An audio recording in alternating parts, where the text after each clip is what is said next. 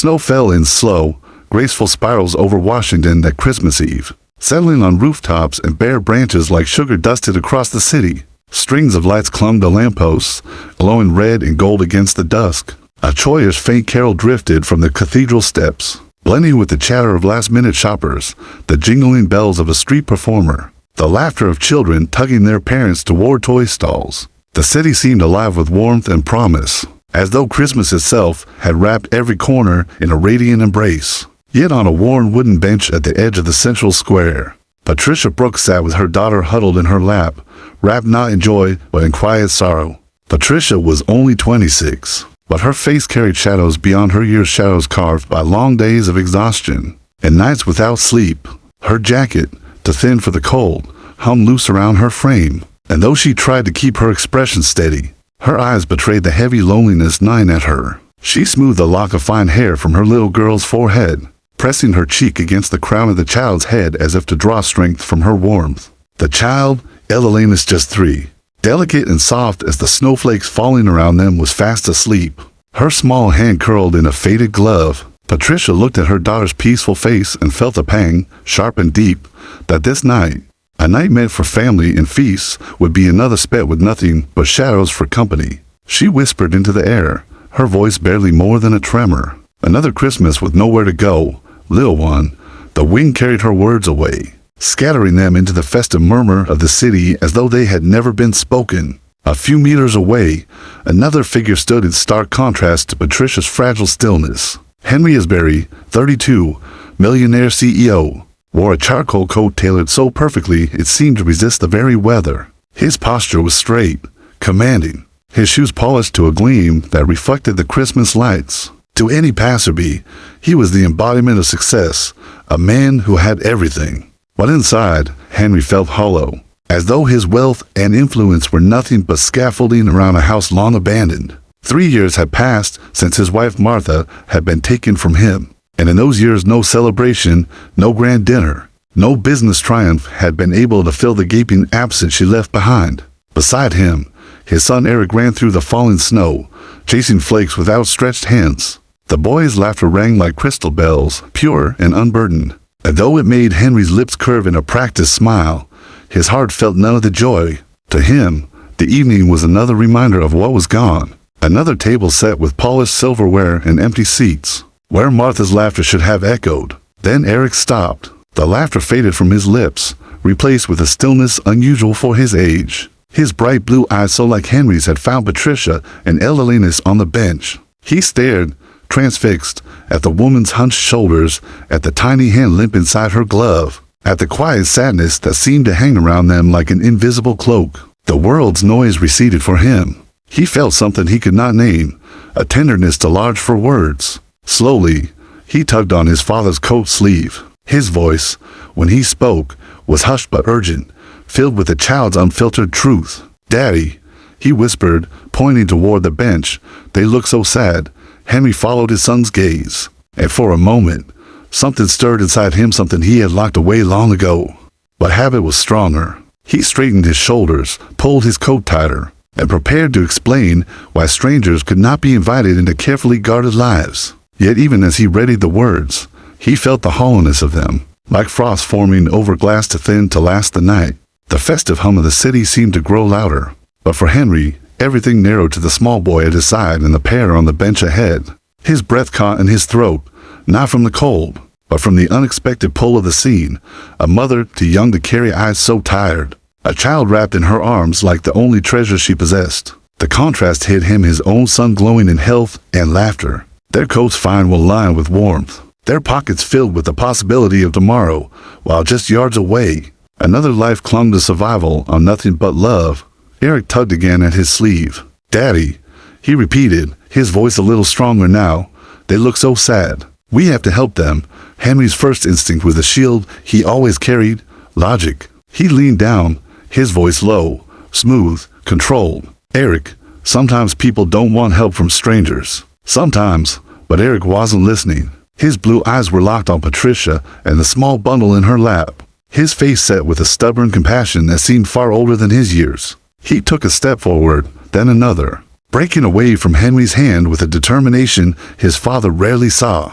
Henry's heart jolted. "Eric, wait," he called, but the boy was already crossing the snowy square. Patricia felt the shift in the air before she saw him. A small figure moving toward her, blonde hair catching the light of the lampposts. A boy no older than 4, dressed in a navy coat with buttons that gleamed like tiny stars. Her instinct was to retreat, to shield Elena's closer to her chest, to avoid the eyes of those who belonged to a world so far from her own. But then the boy stopped in front of her, snow clinging to his lashes, his small breath visible in the chill. And he smiled a smile so disarmingly pure that Patricia felt her defenses falter. "Miss," he said, his voice high but clear, "do you and your daughter want to have Christmas dinner with us? My daddy has a big house, and I have toys, and we don't like to eat alone." Patricia's lips parted, but no sound came. For a moment, the city around her blurred. No one had spoken to her like that in months, not with such sincerity. Her eyes burned, and before she could stop herself, a tear slipped free. Tracing a cold path down her cheek dot behind the boy, Henry approached quickly, his long strides cutting through the snow. His face was composed, yet tension flickered beneath the surface. He stopped, glanced at Patricia, then at the child in her lap. Up close, the sight struck harder, her jacket to thin. Her gloves frayed, the quiet dignity she wore like armor stretched to its limit. "I'm sorry," Henry said, his voice deeper now, tinged with embarrassment. "My son can be impulsive." He extended a hand, polished manner slipping into place. "Henry Asbury, and this is Eric." Patricia hesitated, then shifted Elena's gently to one side and slipped her cold hand into his. The warmth of his palm startled her. It had been so long since she had touched another adult with anything resembling kindness. Her voice trembled as she replied, "Patricia Brooks. And this is Elena's." Eric tugged at her coat again, eyes wide and pleading. "Please come. We don't want to be alone. You don't want to be alone either, right?" The innocence in his tone shattered something inside Henry. He realized with an almost painful clarity that his son was right, not just about them, but about himself. He didn't want another Christmas surrounded by fine china and empty laughter. Not again. Not this year. For a long moment, Patricia searched Henry's eyes. She expected pity, or worse, judgment. Instead, she found something different. Sincerity, fragile but real. A warmth, long buried, flickered in him. As she felt it like a thread tugging at her heart, her daughter stirred, murmured softly in her sleep, and Patricia made her choice. We accept. Thank you." The words hung in the air like a promise. Neither of them knew it yet, but with that simple acceptance, the night had shifted. Lives that had once run parallel were now about to intertwine, drawn together by the smallest act of compassion and the unshakable honesty of a child. As they rose from the bench, Patricia's worn jacket brushing against Henry's immaculate coat, a hush seemed to fall over the city square. The snow continued to fall, muffling the noise of the world. Asterisk, as if all of Washington had paused to witness the beginning of something neither of them could yet name. Asterisk, the walk to the mansion felt longer than it was. The crunch of snow underfoot echoing in Patricia's ears like the steady beat of a drum. Each step drew her deeper into a world she had never dared to imagine, a world of silk and crystal, far removed from the threadbare gloves on her hands and the aching worry in her heart. Henry walked ahead with the steady confidence of a man used to being obeyed, while Patricia lagged slightly behind, clutching Elena's close. Her daughter's small fingers clung to her sleeve, as if sensing the strangeness of this journey. Asterisk, the gates of the Asbury estate loomed suddenly, iron and ornate, crowned with a crest she couldn't decipher. They groaned open at Henry's command, revealing a driveway lined with trees strung in white lights. Patricia's breath caught at the sight of the house beyond, an immense stone mansion, glowing against the night, its windows alive with golden warmth. For a fleeting moment, she wondered if she was dreaming, if perhaps exhaustion had conjured this vision out of the snowy air. Asterisk, Eric skipped along happily, his voice ringing into the night. "Wait till you see the tree, Miss Patricia. It's taller than me, taller than Daddy. It has a star at the top that almost touches the ceiling." His excitement was infectious, a melody of innocence. Patricia found herself smiling despite the knot in her chest. Henry, walking silently, glanced back once, his eyes catching hers for a brief second before he turned away. There had been something in that look, not pity, not judgment, but something sharper, heavier, as though he were assessing not just her, but the invisible weight she carried died inside. The mansion swallowed them whole. The warmth hit first, rich and heavy with the scent of cinnamon and roasted chestnuts. Then the sight the great foyer bathed in light, marble floors gleaming, a chandelier spilling crystal fire over the staircase. Patricia froze on the threshold, overwhelmed. Her entire body stiffened, the instinct to flee burning in her veins. This wasn't her world. She didn't belong. Henry noticed the hesitation, the way she shrank into herself. "Please," he said, his tone softer than before, almost tentative. "Come in. You're our guests tonight." She stepped forward reluctantly, the sound of her worn boots against the polished marble like an intrusion. Elena stirred, blinking awake, her eyes wide as she took in the glittering decorations. "Mama," she whispered in awe, "is this a castle?" Patricia's heart twisted. She wanted to say yes, to let her daughter have that wonder, if only for tonight. Before she could answer, Eric beamed and said, "It is. And now you're here too." He grabbed Elena's hand, tugging her toward the living room, where a towering Christmas tree sparkled in jeweled ornaments. Patricia followed, unease coiling inside her. The dining room was worse. The tables stretched endlessly, draped in linen, set with silver cutlery that gleamed like moonlight. Plates large enough to serve as trays sat waiting, surrounded by crystal goblets that caught the chandelier's glow.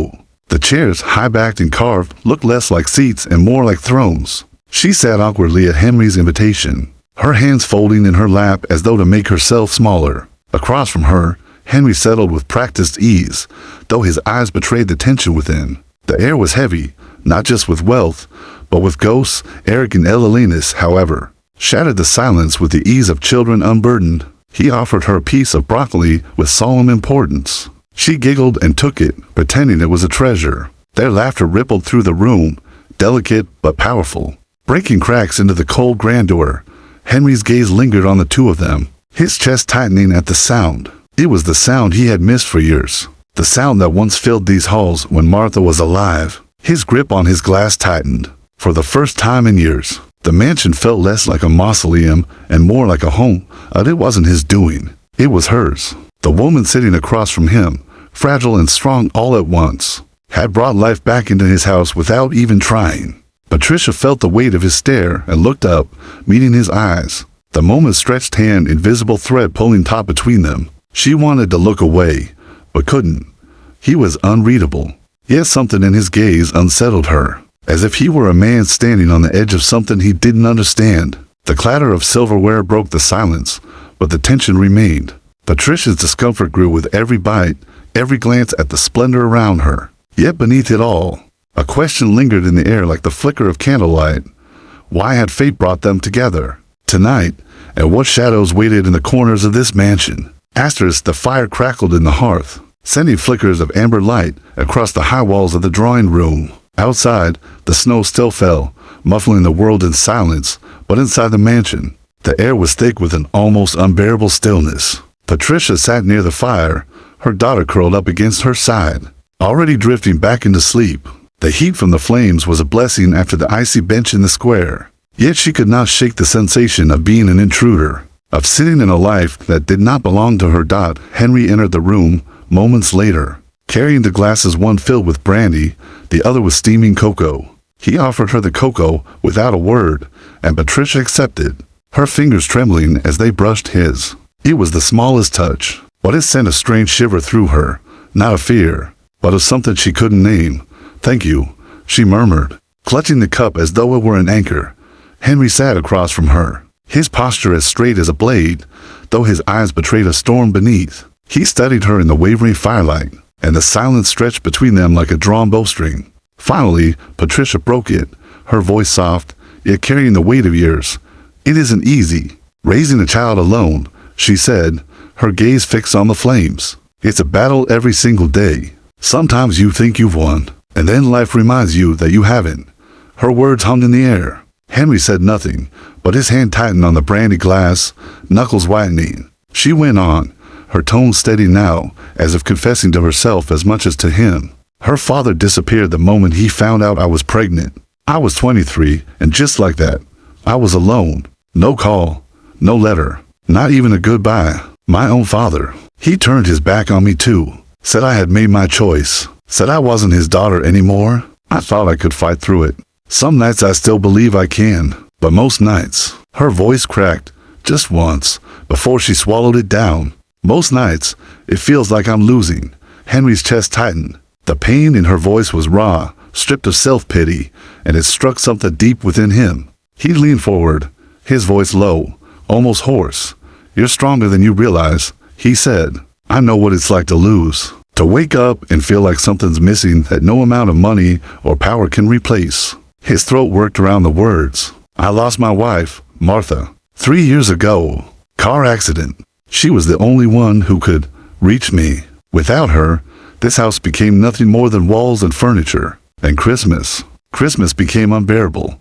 For a moment, their eyes met, and in that fragile silence, something shifted. Patricia saw not the polished CEO, not the man of marble and glass, but someone hollowed out by grief, someone who, in his own way, was just as lost as she was.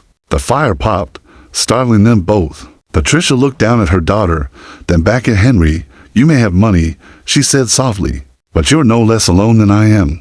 The truth of it hung in the air like smoke. Henry's jaw tightened, his breath uneven, but he didn't deny it then.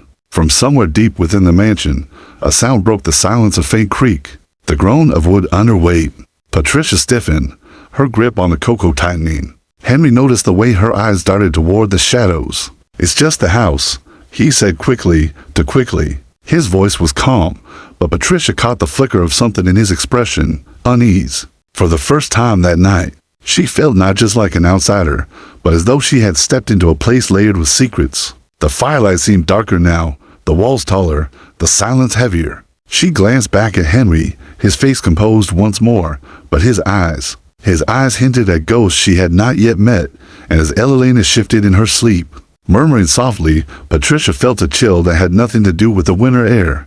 This dinner, this invitation, it had brought her warmth and safety, yes, but it had also led her into a house where grief lingered like a shadow at every corner, where secrets whispered through the walls, and where her own story was about to intertwine with a past she didn't yet understand. Asterisk. The night stretched on, the mansion cloaked in silence except for the rhythmic crackle of the fire, and the occasional sigh of the wind against the windows. The children had long surrendered to sleep. Eric and Elelena's curled together on a velvet sofa near the hearth, their small hands clasped as if they had always known each other. Their soft breathing filled the gaps that silence left, weaving innocence into a space too long haunted by sorrow. Patricia sat opposite Henry, the cocoa cup empty in her hands, though she held it still, as if reluctant to let go of its fleeting warmth. For the first time in years, she felt seen, not as the struggling single mother most people dismissed, not as a burden or a mistake, but as a woman whose pain had been recognized. Yet with that recognition came a heaviness she couldn't name. This house, with all its grandeur, was not simply lonely, it was grieving, alive with ghosts. Henry's gaze lingered on her. The CEO masked the cool control.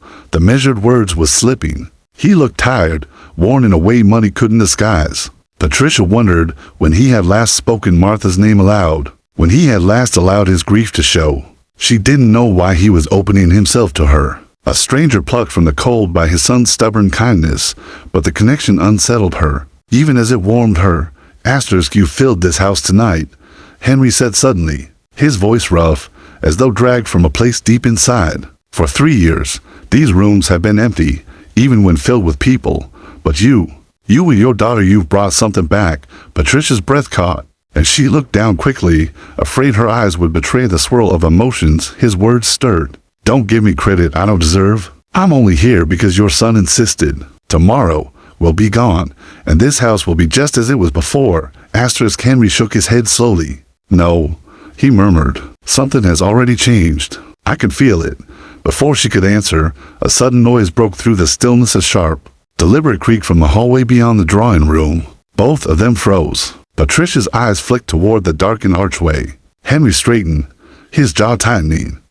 "It's just the wood," he said again, though his voice lacked conviction. He rose and stepped toward the hall, his shadow stretching long across the floor. Patricia watched him disappear into the gloom, her pulse quickening. The silence pressed heavier now, suffocating, as she sat by the fire with 2 sleeping children at her side. She could not shake the feeling that the house itself was watching, listening. The walls seemed to lean in closer, The portraits on the walls oil-painted ancestors in gilded frames staring down with eyes that followed her every move. Henry returned after a few minutes, his expression carefully composed. "Nothing," he said simply, settling back into his chair. But Patricia noticed the way his hand lingered near his pocket, the faint sheen of sweat on his brow. "What aren't you telling me?" she asked quietly, his eyes locked on hers, steady, unreadable. For a long moment, he didn't speak. Then, almost as if he couldn't help himself, he said, "Every Christmas since Martha died, something stirs in this house. A sound, a shadow, a feeling. I thought it was grief. But now," his voice trailed off, leaving only the fire to fill the silence. Patricia's heart thudded. She glanced at the children, still sleeping peacefully, then back at him. "And now?" She pressed. Henry leaned forward, the firelight carving sharp lines across his face. His eyes burned with a mix of fear and resolve. "Now, I'm not sure it's only grief. Now, I wonder if it's something else. Something waiting." Patricia shivered, drawing her daughter closer even in sleep. She wanted to leave, to flee this mansion of secrets, but she couldn't, not tonight. Not with the storm still raging outside. She was bound here, caught in the threads of something she did not yet understand. And in the silence that followed, with the children dreaming and the fire burning low, Patricia knew one thing with unshakable certainty. This night had only just begun, and whatever awaited them inside these walls would not let them go unchanged. The storm outside raged through the night, snow piling high against the gates of the Asbury estate, trapping the world in a frozen silence. Inside, the mansion glowed softly, the fire burning low, but the warmth it gave was fragile like a single candle. Trying to push back the darkness of an endless night, Patricia stirred awake on the armchair, startled at first by where she was. For a moment, she thought she had dreamed it all, the invitation, the lavish dinner, the firelight conversations. But then she saw her daughter nestled beneath a velvet throw on the sofa, Eric sleeping just beside her, their small hands still twined together. Patricia's heart clenched at the sight. Children had a way of finding kinship so quickly, so purely. In that moment, it seemed as though they had always belonged to one another. Henry stood near the window, his silhouette outlined against the pale glow of snow-reflected moonlight. He hadn't slept. His posture was rigid, his hand pressed against the glass as though he were listening to something beyond it. Patricia sat up slowly, brushing her hair from her face. "You haven't rested," she said, her voice hushed. He turned, startled by her words, then gave a faint, humorless smile. "Rest doesn't come easily. Not in this house." She studied him in the half-light. There was weariness in his eyes, yes, but something else lingered there too, something she couldn't quite name. A weight he carried like a shadow sewn into his very skin. "I should take her and go," Patricia whispered. "You've been kind enough already. This isn't our world. We don't belong here." Henry stepped forward, shaking his head. "Not tonight. Not in that storm. You and your daughter. You're safe here." His voice softened, almost pleading. "Stay, at least until morning." The words should have comforted her, but instead they unsettled her. Safe. He had said the word too carefully, too deliberately, as though convincing himself as much as her. Before she could answer, the quiet was fractured by a sound of soft thud, distant but distinct. Patricia froze, her eyes darting to the hallway. Henry's expression shifted instantly, tightening like a mask snapping back into place. "What was that?" Patricia asked, her voice taut. Henry's jaw flexed. "Nothing," he said too quickly. "Just the house settling. It does that in the winter." But Patricia wasn't convinced. She had lived in enough old apartments to know the natural groans of a building. This had been different, sharper, intentional.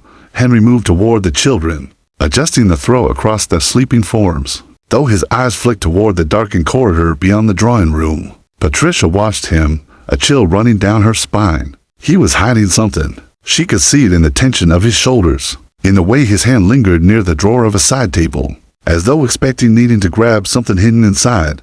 Finally, Henry spoke, his voice low, threaded with something raw. "Every year since Martha died, I've felt it. Christmas Eve, sounds, shadows, things moving where nothing should. At first, I thought it was grief, my mind playing tricks. But grief doesn't open doors. Grief doesn't whisper your name when you're alone." Patricia's breath caught. "You mean this house is haunted?" Henry didn't answer at once. His silence was answer enough. The fire sputtered, throwing sparks that flared and died. Patricia pulled Evelina's closer. even in her sleep. Why didn't you tell me before? She demanded in a sharp whisper. Henry's eyes darkened, and for the first time that night, his composure cracked. Because I don't know if it's a ghost I felt, or something else, something alive, something watching. The words hung in the room like frost. Patricia felt the weight of the mansion pressing down on her, the eyes of painted portraits staring. The endless corridors beyond the firelight stretching into secrets she did not want to uncover. She wanted to run, to scoop up her daughter and flee into the snow. But the storm outside made escape impossible. The truth pressed cold against her chest. She was trapped in a mansion filled not only with wealth and sorrow, but with something Henry himself could not name. And yet, beneath her fear, another feeling flickered, dangerous, impossible, but undeniable. A bond was forming between her and Henry, forged not only from shared loneliness, but from the peril of a night that felt larger than both of them. The house seemed to breathe around them, each shadow stretching, each sound magnified. Patricia realized with bone-deep certainty the night wasn't finished with them yet. Something waited in those halls, and when it revealed itself, everything she thought she knew about Henry as Barry, his past, and her own future would change forever. The storm had finally begun to ease, but the mansion felt darker, heavier, as if the night itself had settled its weight over the roof. The fire was nearly out, its glow reduced to restless embers that painted the walls with the faintest hints of red. Patricia couldn't sleep. Every time her eyes closed, she thought she heard footsteps echoing down the long hallways, or whispers curling just at the edge of hearing. She kept her daughter close, the rise and fall of Evelyn's tiny chest her only anchor against the fear clawing at her ribs. Henry had withdrawn to his study, claiming he needed to check something, though Patricia suspected he didn't want her to see the turmoil etched across his face. She waited in the drawing room, the mansion's silence gnawing at her, until the sound came a pounding knock on the front door. It was sudden, urgent, loud enough to make the chandelier tremble. Patricia froze. Who could be out in such a storm? Moments later, Henry appeared at the threshold of the drawing room. His face had gone pale, his eyes sharp with something she hadn't seen before, fear. He didn't move right away, as though part of him hoped the knocking would fade into the wind. But it came again stronger, more insistent.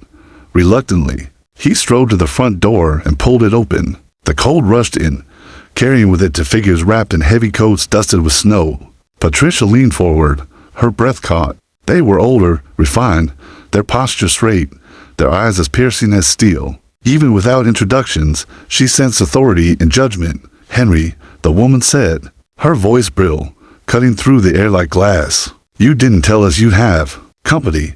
The man beside her narrowed his eyes, his jaw set. "We weren't aware you'd filled Martha's place at the table."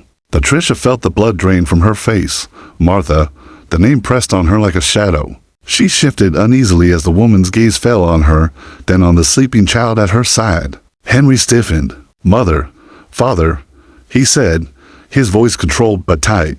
"This is Patricia Brooks, and her daughter, Evelyn's. They were in need tonight."